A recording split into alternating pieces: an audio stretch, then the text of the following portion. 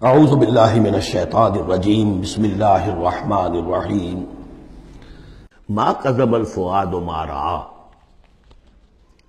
جو کچھ انہوں نے دیکھا ان کے دل و دماغ نے اسے جھٹلایا نہیں، یہ نہیں کہا کہ نہیں یہ کیا ہے۔ دیکھیے ایسا ہوتا ہے کہ کوئی غیر معمولی سی بات آپ دیکھیں تو ایک شخص ہو جاتا ہے میں خواب دیکھ رہا ہوں یا حقیقت دیکھ رہا ہوں۔ آنچ نہیں بینے بیداری تو یارم یا بے خواب، اے اللہ جو میں دیکھ رہا ہوں یا ہم دیکھ رہے ہیں یہ بیداری میں دیکھ رہے ہیں یہ خواب میں دیکھ رہے ہیں، وہ غیر متوقع چیز۔ لیکن نبی کو کوئی شک نہیں ہوا، ما کذب الفؤاد ما رأى، یکسوئی کے ساتھ دل و دماغ اور جو بھی آپ کی آنکھ دیکھ رہی تھی ان میں کوئی کانفلکٹ نہیں تھا۔ ما کذب الفؤاد ما رأى فتمارونہ علی ما یری، تو کیا تم اس سے جھگڑتے ہو اس چیز پر کہ جسے وہ دیکھ رہا ہے۔ اقبال نے کہا نا کہ قلندر ہرچے گوید دید گوید، جو شخص اپنا دیکھی ہوئی چیز بیان کر رہا ہے تم اس سے جھگڑ رہے ہو، تمہارے لیے تو وہ ایک غیب کی خبر ہے، اس نے تو دیکھا ہے۔ افتمارونہ علی ما یری وَلَقَدْ رَآهُ نَزْلَةً أُخْرَىٰ، اس نے تو ایک مرتبہ اور بھی دیکھا۔ کہاں دیکھا؟ عند سدرۃ المنتہیٰ، شب معراج میں سدرۃ المنتہیٰ۔ کوئی بیری کا درخت ہے، وہ کیسی بیری ہے؟ ساتویں آسمان کی بیری، وہ آخری حد ہے، مخلوق کوئی اس سے آگے نہیں جا سکتی۔ اس سدرۃ المنتہیٰ، منتہا نہایت، حد، جہاں کی حد ہو گئی، وہاں تک حضور پہنچے ہیں، سدرۃ المنتہیٰ تک۔ اندہا جنت الماوا، اور سب سے اونچی جو جنت ہوگی جنت الماوا، وہ اس کے قریب ہی ہے، وہ بھی ساتویں آسمان پر ہے۔ یہ تو درجہ بدرجہ ترقی ہوتی جائے گی نا۔ پہلی ضیافت جو ہے، پہلی نزل جو ہے وہ تو اسی زمین پر ہو جائے گی، پھر جو ترقی ہوگی اپنے اپنے مدارج، اپنے اپنے مراتب، اپنے اپنے مقامات، اپنے اپنے ایمان کی گہرائی، اپنے اپنے اعمال صالحہ، اپنا اپنا انفاق مال و جان، اس کے حوالے سے درجے ہوں گے۔ اندہا جنت الماوا اذ یغشی السدرۃ ما یغشی، جبکہ ڈھانپے ہوئے تھا اس بیری کو جو ڈھانپے ہوئے تھا۔ اب تمہیں کیا بتائیں کیا ڈھانپے ہوئے تھا، تم نہیں سمجھ سکتے۔ دیکھیے کس طریقے سے اذ یغشی السدرہ، کوئی انوار الہیہ کا کوئی ایسا نزول ہے وہاں جو زبان سے ادا نہیں ہو سکتا، کوئی الفاظ نہیں ہے کہ جو ان کی تعبیر کر سکے۔ اس پر انوار الہیہ کا کوئی نزول ہے۔ اذ یغشی السدرۃ ما یغشی، جبکہ چھایا ہوا تھا اس بیری کے اوپر جو چھایا ہوا تھا، جبکہ ڈھانپا ہوا تھا اس بیری کو جس نے ڈھانپا ہوا تھا۔ ما زاغ البصر وما طغی، نبی کی آنکھ اس وقت نہ کج ہوئی نہ حد سے بڑھی۔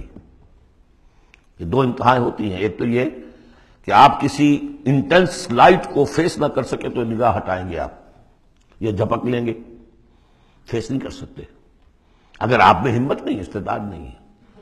نبی کا ظرف اتنا تھا کہ ان انوار الہیہ کا براہ راست مشاہدہ کیا ہے، اور نگاہ آپ کو ادھر ادھر کرنے کی ضرورت پیش نہیں آئی۔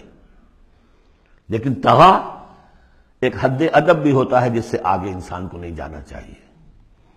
نگاہ جو ہے اس نے بے ادبی کی روش بھی اختیار نہ کی۔ علامہ اقبال نے، واقعہ یہ ہے کہ اس آیت کو میں نے سمجھا علامہ اقبال کے ایک شعر سے، اور اکثر و بیشتر لوگ نہیں سمجھ سکے اس آیت کو۔ ذوق و شوق کے نام سے جو ان کی نظم ہے بال جبریل میں، وہ میرے نزدیک ان کے شاعرانہ جو ان کی استعداد ہے اس میں بلند ترین نظم ہے۔ وہ جہاں تک پیغام ان کا جو ہے امت مسلمہ کے لیے، اس کے لیے ابلیس کی مجلس شورا، وہ کلائمیکس ہے، اور وہ ہے بھی ان کے آخری زمانے کی نظم ہے، سن 36 میں انہوں نے کہی ہے۔ اس کے بعد تو بیماری اتنے رہے ہیں، بہت کم اشعار کہے، لیکن اس میں ذوق و شوق میں ایک شعر ہے: عین وصال میں مجھے حوصلہ نظر نہ تھا، عین وصال میں مجھے حوصلہ نظر نہ تھا، گرچہ بہانہ جو رہی میری نگاہ بے ادب، میری نگاہ بے ادب بہانہ تلاش کرتی رہی کہ میں مشاہدہ براہ راست کروں، حالانکہ عین وصال ہے اس وقت، لیکن یہ کہ میرے اندر حوصلہ نہ تھا کہ میں حسن کا براہ راست مشاہدہ کر سکوں۔ عین وصال میں مجھے حوصلہ نظر نہ تھا، گرچہ بہانہ جو رہی میری نگاہ بے ادب۔ یہاں ان دونوں چیزوں کے برعکس بات ہے جو اقبال اپنے بارے میں کہہ رہا ہے۔ میں تو بے ادب بھی ہوں، اور میں تو چاہتا تھا کسی طریقے سے حد ادب سے تجاوز کر کے دیکھوں، لیکن میرے اندر تو حوصلہ نہیں تھا۔ محمد میں وہ حوصلہ تھا، دیکھا ہے، براہ راست دیکھا ہے، نگاہ جما کر دیکھا ہے، لیکن ایک حد سے تجاوز نہیں کیا، حد ادب کے اندر رہے۔ ما زاغ البصر وما طغى لقد رأى من آیات ربہ الکبریٰ، دیکھا انہوں نے اپنے رب کی عظیم ترین آیات کو۔